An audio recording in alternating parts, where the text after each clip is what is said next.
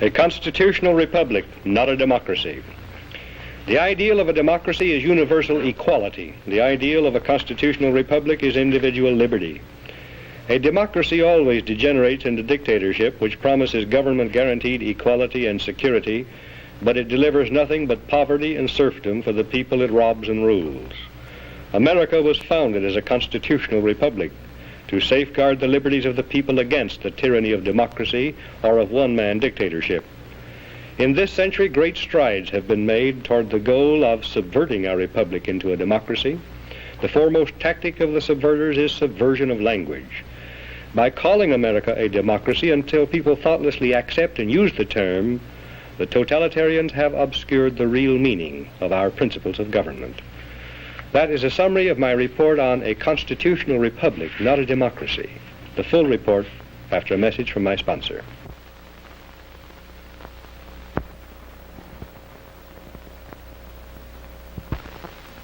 A democracy is a political system in which the people periodically, by majority vote at the polls, select their rulers.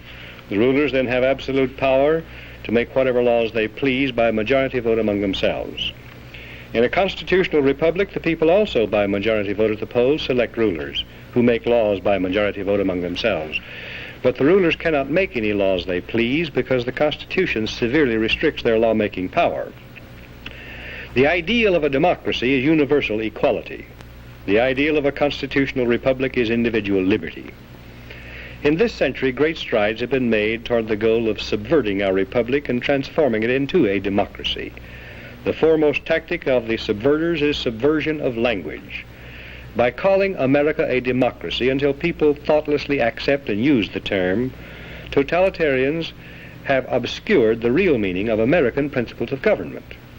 Note the following passages from a recent article distributed by the New York Times News Service. Quote, "In the United States and in other leading democracies, recent years have seen perceptible growth in executive authority. As society becomes more equalitarian, it tends increasingly to concentrate absolute power in the hands of one single man. This is a voluntary surrender of a free people escaping from freedom to one autocratic master." End quote.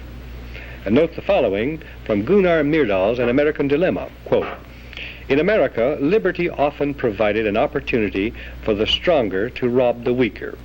Against this, the equalitarianism in the American creed has been persistently revolting. And in the conflict between equality and liberty, equality is slowly winning. In America, conservatism has to a great extent been perverted into a cult of the Constitution.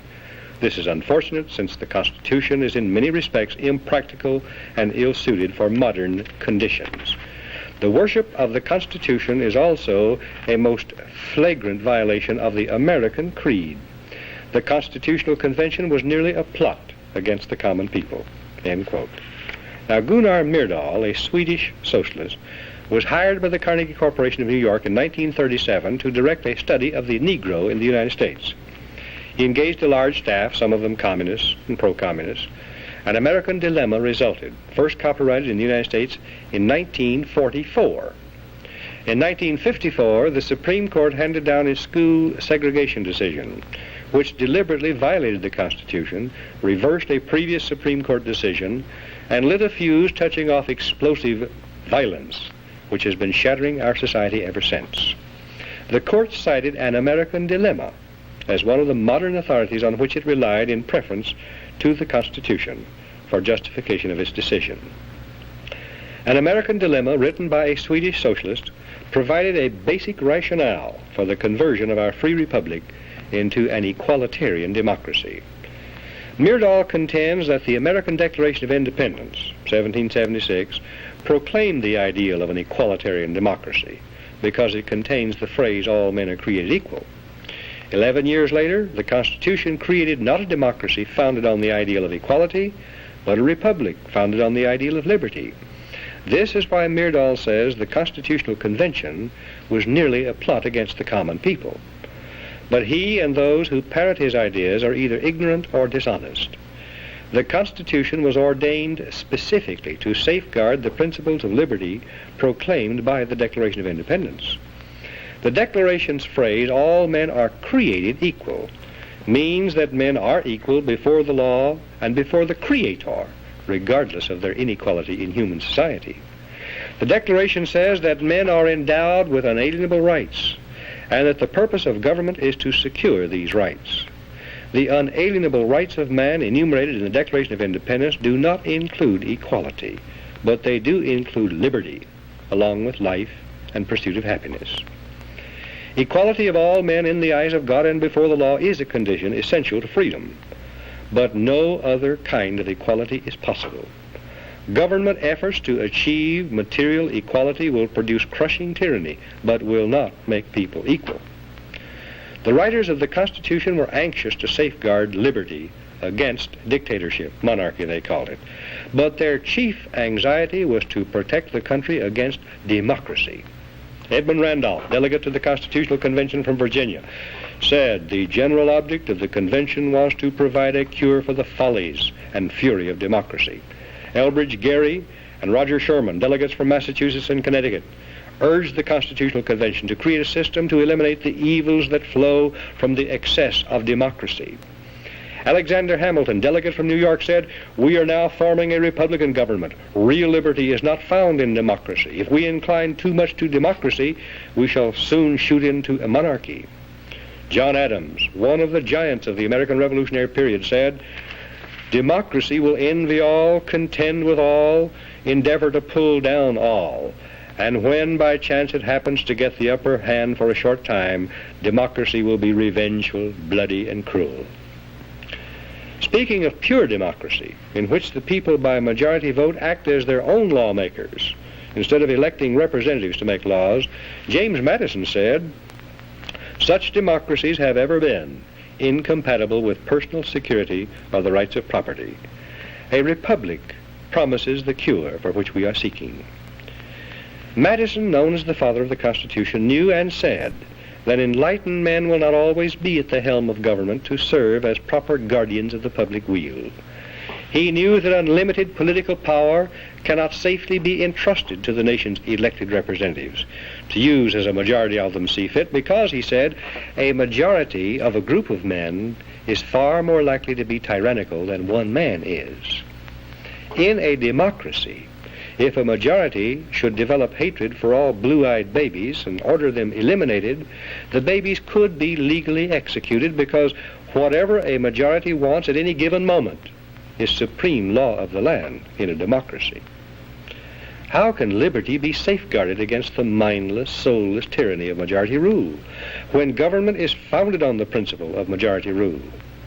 Jefferson answered that one, "In questions of power, let no more be heard of confidence in man, but bind him down from mischief by the chains of the Constitution." In short, America was founded not as a democracy, but as a constitutional republic. We pledge allegiance to the republic for which our flag stands, not to a democracy.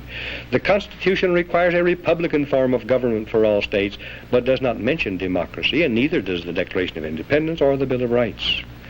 The Constitution is a binding contract, enumerating limited powers which the federal government can legally exercise, prohibiting it from exercising any powers not granted in the contract.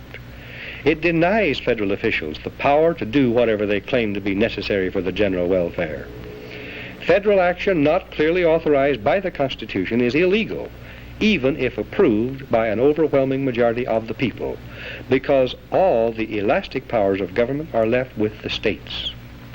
Ultimate power to change the organic structure of government was left with the people, but the means of making changes, amending the Constitution, were carefully prescribed to militate against hasty, unwise decisions by the people.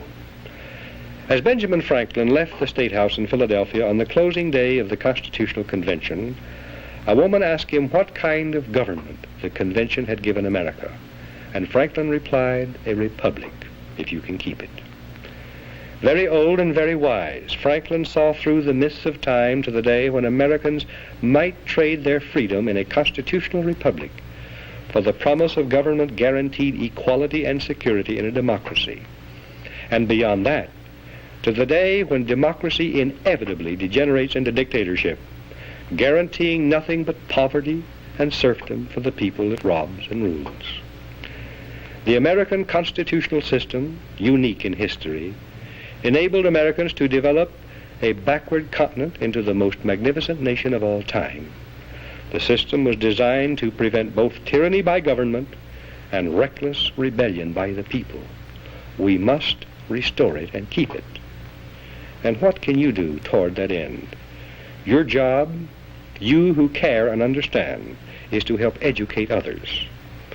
I suggest that you might find a subscription to my report helpful. The Dan Smoot report, on which these broadcasts are based, is sent every week through the mails and will reach you long before the broadcast does.